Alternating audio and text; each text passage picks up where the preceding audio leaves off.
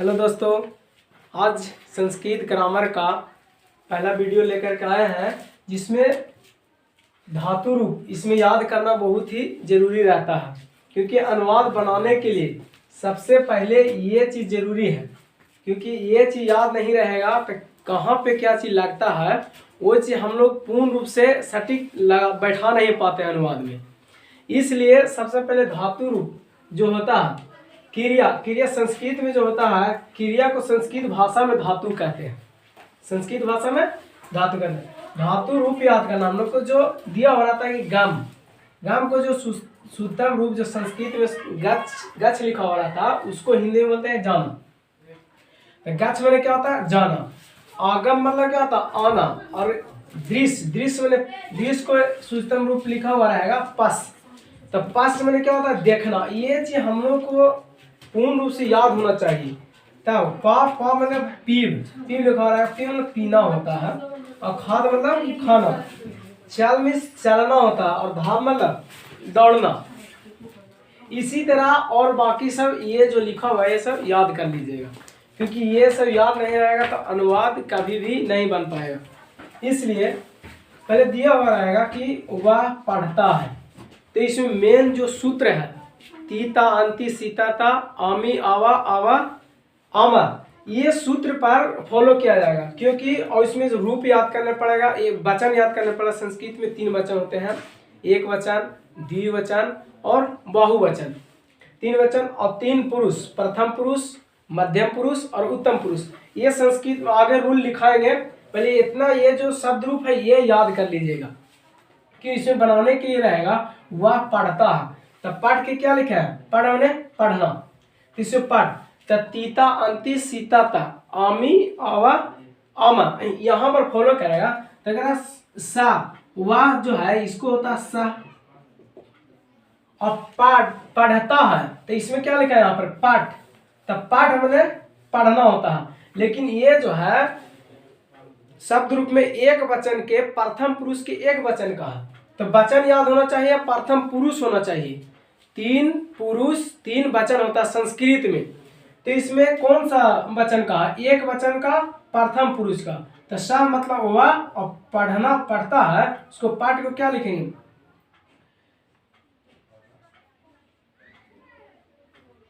पठती, सा पठती।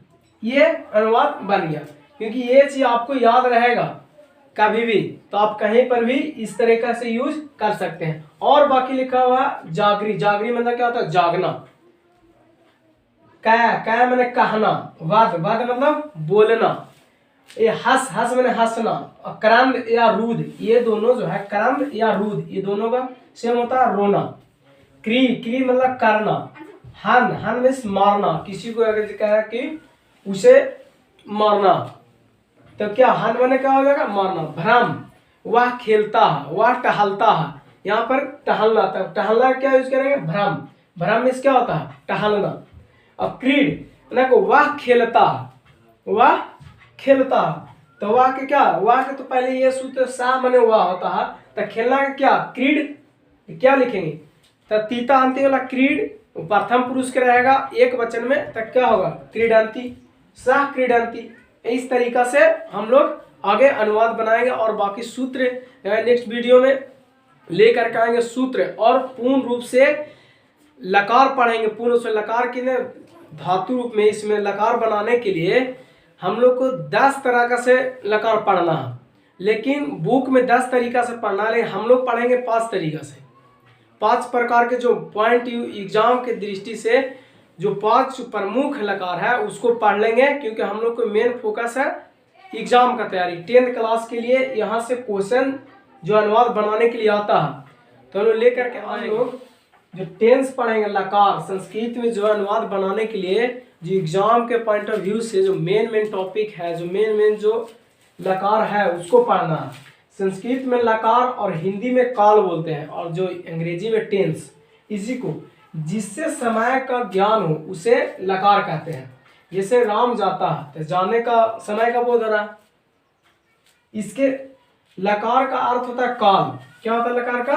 काल। लकार 10 होते हैं बुक में ऐसे पढ़ने के लिए, ग्रामर संस्कृत ग्रामर में 10 है, लेकिन हम लोग पढ़ेंगे कितना, लेकिन मुख्य लकार जो 5 है वो 5 पढ़ेंगे हम लोग।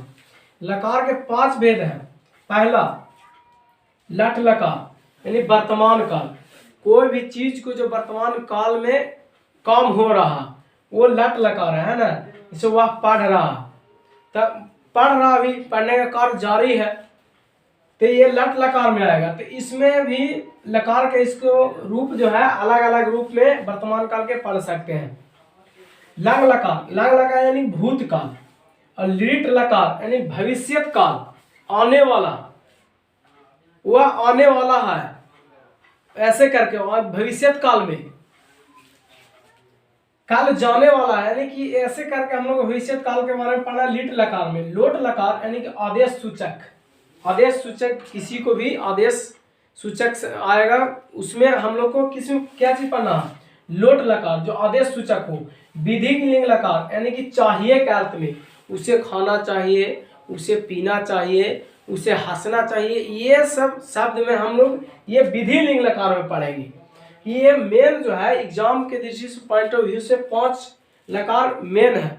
यहाँ से अगर जो हम लोग 5 सीख लेंगे अनुवाद, 5 लकार से अनुवाद बनाने के लिए, तो एक भी अनुवाद हम लोग से नहीं छूटेगा।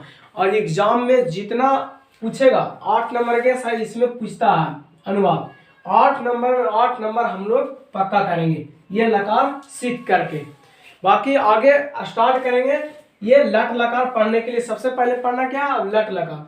लट लकार यानी कि वर्तमान काल, इसको आगे स्टार्ट करेंगे। और एक बात, क्योंकि हम लोग के जो एक चैनल है विद्या कोचिंग क्लासेस, इसमें 1000 प्लस हम लोग परिवार हो चुके हैं, और इसी तरह हम लोग को सपोर्ट करते रहिए, और लाइक करिए, सब्सक्राइब करिए और कमेंट करिए, कि इससे हम लोग का जो मनोबला जो है बढ़ता है। क्योंकि नहीं लगता है कि हम लोग जो काम कर रहे हैं, और अपने भाई बहन को वीडियो शेयर करिए, क्योंकि आपको शेयर से किसी भी भाई को, बहन को, किसी बच्चे को लाइफ बन जाता है, तो उससे बड़ा काम कोई नहीं है। इसलिए आप लाइक करिए और शेयर करिए, और बाकी अपने भाई बहन को वीडियो को शेयर करते रहिए।